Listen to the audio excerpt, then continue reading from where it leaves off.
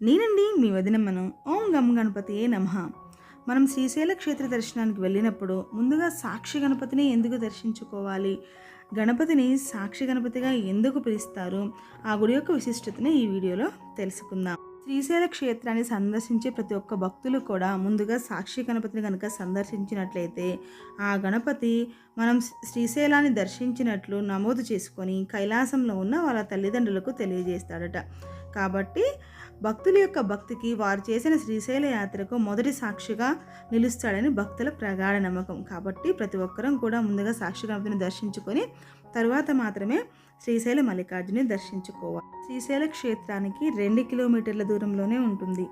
శ్రీశైల దర్శనం పొందిన వారికి కైలాస ప్రవేశ అనుభూతి కలుగుతుందని, మన మోక్షర్హతను కూడా నిర్ణయించేదే సాక్షి గణపతి అని ప్రజలు నమ్ముతూ ఉంటారు.